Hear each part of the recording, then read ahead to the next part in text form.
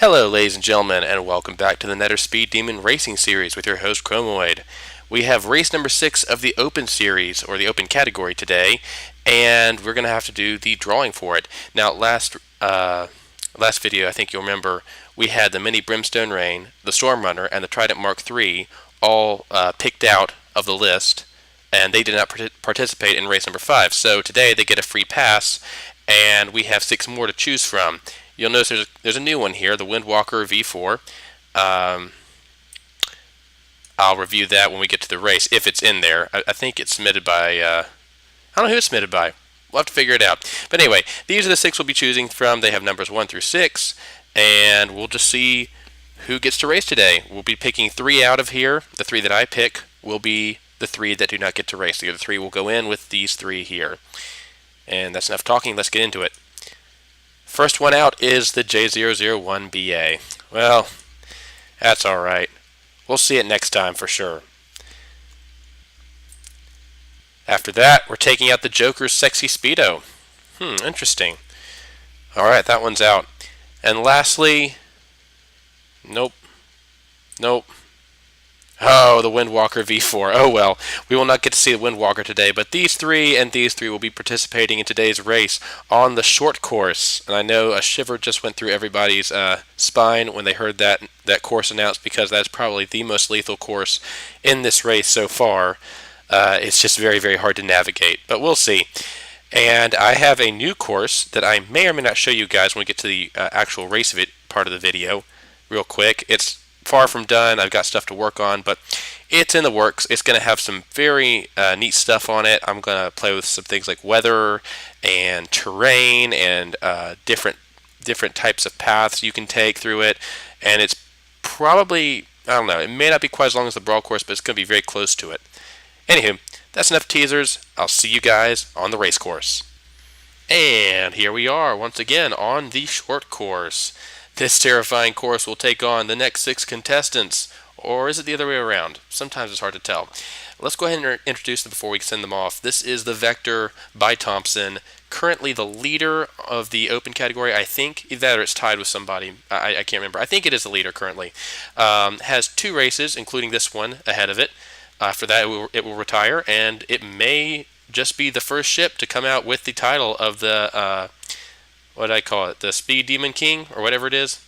There's a title for being the top racer in the standings. Anyway, it is a very, very good ship. We'll see more of it as we race. This is the Trident Mk.III, probably the closest competitor to the Vector right now. Won the first race of the series, and really has struggled to outdo that performance ever since. It's got a lot of missiles. Yes, this is by Skullsploder. Sorry, I keep forgetting to mention people's names, but this is, oops. Sorry, I don't know what happened there. It has a lot of missiles, pontoons, a lot of jets. It's very fast, very nimble. It just, when it's not running into terrain, it seems to like to run to the Vector, and as you can see, that doesn't work out too well for anything that runs into the Vector. Next to it, we have the Storm Runner by Neekap. This ship has been plagued by issues throughout the series ever since it was introduced. It has finished no races due to being disqualified in all of the races it's participated in, including this course one time, either firing before the armistice period was over or running aground and going too high and being despawned. Hopefully it can break that losing streak today. This is its 3rd race. It really needs to get some points on the board quickly before it runs out of races and is retired. I don't know what's happening with my mouse. It keeps jumping like that. Yes, it does have a railgun on it. It's very, very cool. I like this ship. I want to see it race. I hope it can today. And then we have the new guy. This is the Mini Brimstone Rain, submitted by Tajimmer, who runs the Propane tournament. If you haven't seen that, you should go check it out. I'll try to remember to include a link in the description below. There's a significant amount of time between the recording of these videos and the when I actually upload them, so I may forget. Hopefully I won't, but anyway, yes, he hosts another tournament. It's very excellent. You should go check it out. But for now, this is his entry, and if you're wondering why it's called the Brimstone Rain, well, no prizes guessing. That's a lot of missiles and a little cannon. I'm not sure what this cannon does, but anything goes, so I suspect there's going to be something very cheeky loaded in this thing. It's definitely a hydrofoil craft. You use hydrofoils for lift, hydrofoils for steering, and 1 jet in the back and a propeller in the back for propulsion. I'm guessing it's not the fastest craft I could be wrong, though. I could very easily be wrong. I'd love to be proven wrong. Over here next to the Brimstone Rain, we have the Adjuster, submitted by Lman94. Did much better in its last race. Golly day mouse, I'm going to have to use my trackpad if this keeps up. It did much better. Didn't place as high maybe as he had wanted, but it definitely performed much better. Didn't run aground. Did stay in the competition and finished respectably. So we'll see if it can improve on that performance today. And last but not least, the venerable 3E08. This is the 3E08's final race. Chrozayis, its maker, has already promised a new racer is in the works. The Blue Phantom Mk.II, I believe, is in dry dock for final upgrades and refittings before it is submitted to take this craft's place. But this is currently the only craft to feature a pack weapon in the turret right there. 2 lenses provide the power for the pack, or the opening for the pack, and it is quite deadly if it can hit its target. It hasn't been too successful in the past, but we'll see if it can change that in its final race. And those are your contestants for today. I'm going to stop talking. We'll get on with the racing in just a few minutes here, or seconds.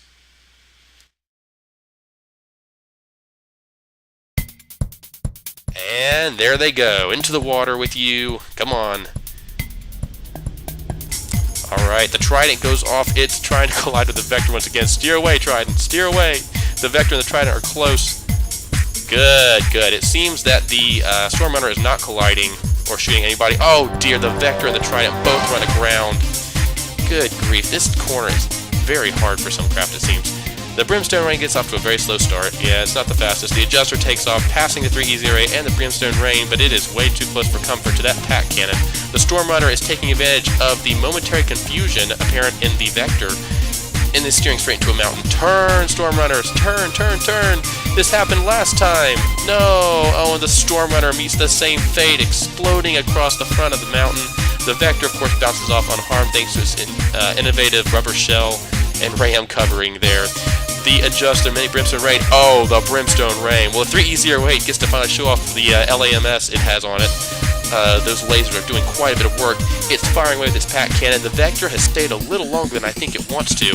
Let's see real quick who's good. The Storm Runner will despawn. The Trident will despawn. It seems that both of those fast craft are out. Such a pity. That leaves the Vector as probably the fastest craft on the course. The Adjuster in second. The Brimstone Rain and the 3E08 duking it out for third.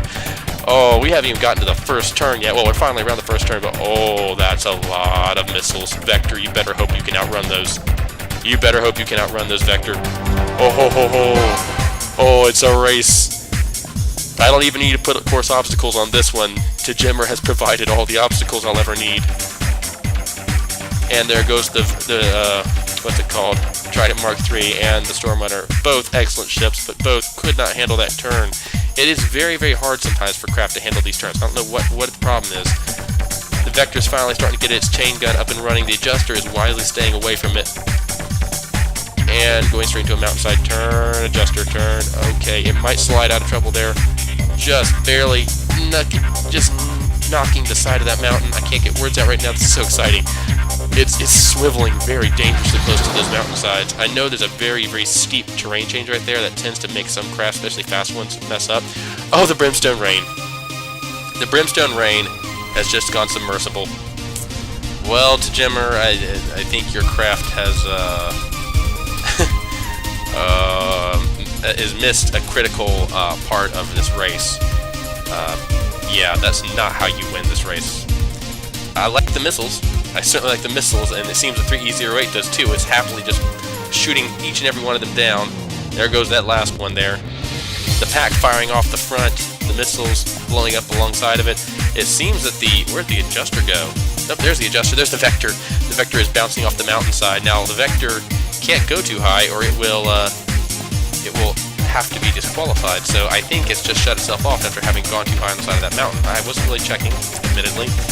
The Adjuster is sneaking up on it, though. The Adjuster is proving to be very competitive, especially when the Vector derps around so much. The rubber shell keeps it alive, and it really helps it, but with the new rules in place, it simply can't fly over every piece of terrain.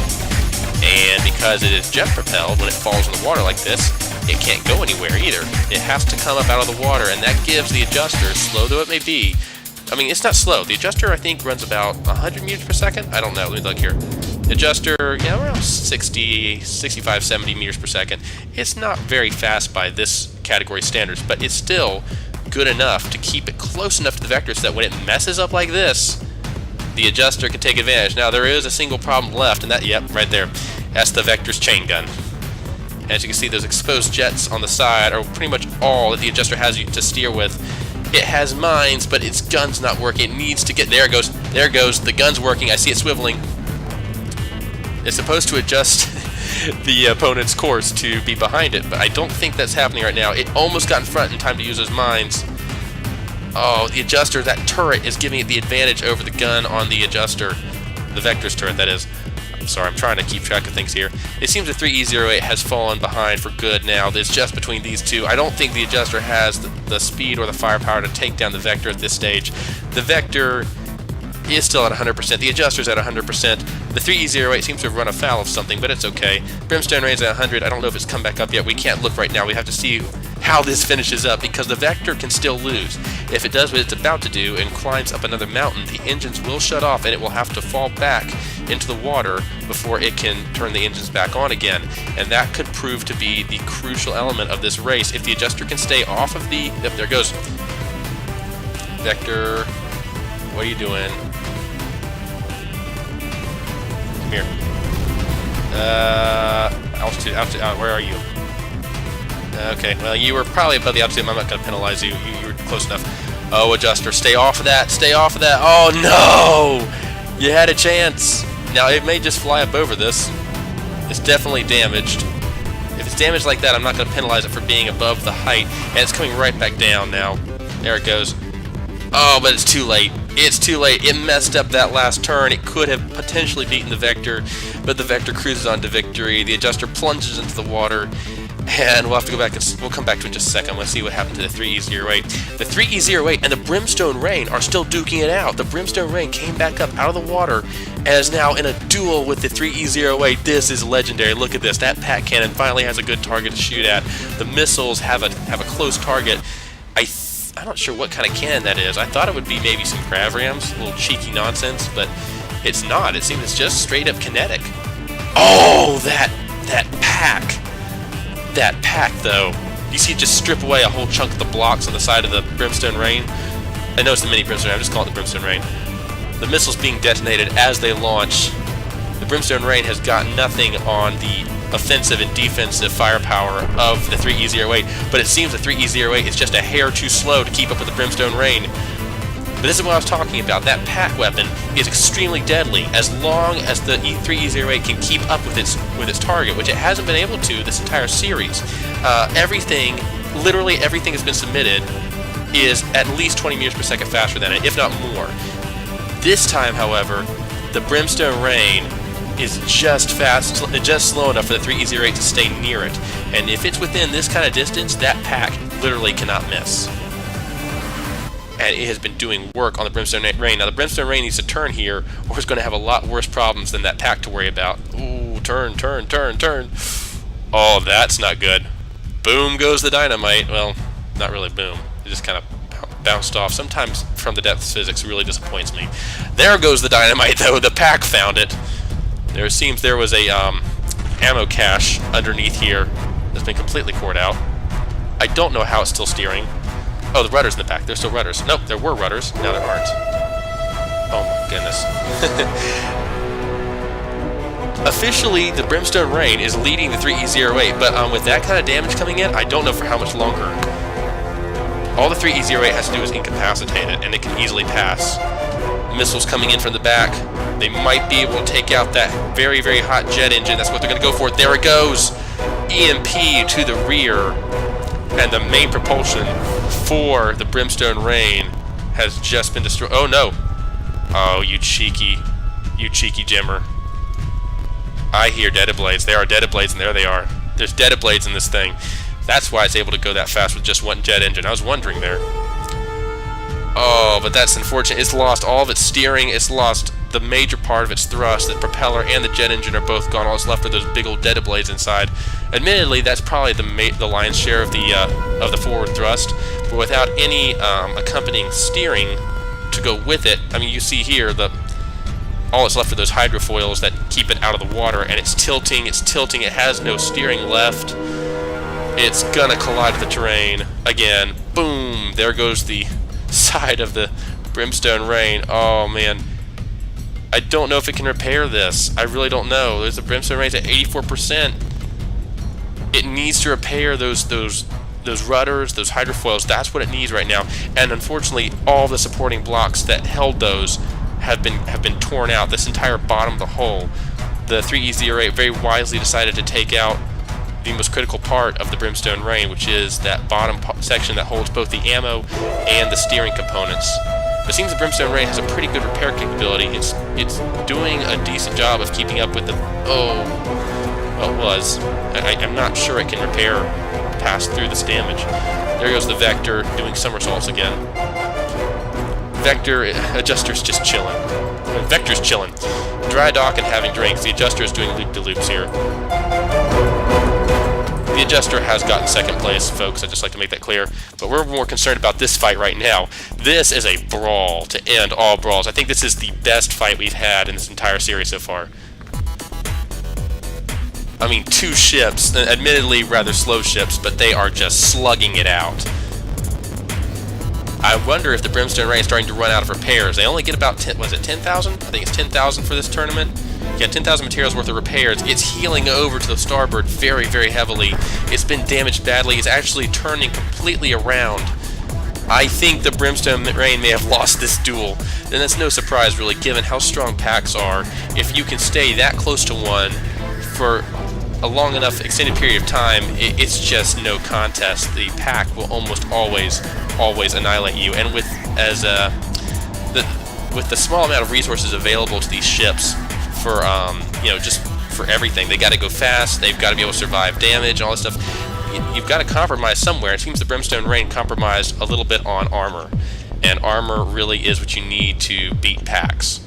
You just need straight up armor. Shields don't affect them. Smoke doesn't affect them. Water doesn't affect them. There's nothing that mitigates a pack except how much health and armor you have. And if you're using a piercing pack, then that doesn't even matter. But yeah, I think the Brimstone Rain finally has given up the ghost. It's plunged into the mountainside after doing a full 180. All that's left is for the 3E08 to gracefully swoop its way to victory. It needs to turn, though. It needs to turn. It can't hit this mountain. If it hits this mountain, then the Brimstone Rain has every opportunity to repair the damage and bring it back. It's turned around. The 3E08 cannot give up the ghost like the adjuster did. It has to finish this well, or that Brimstone Rain will come back and end the race for it.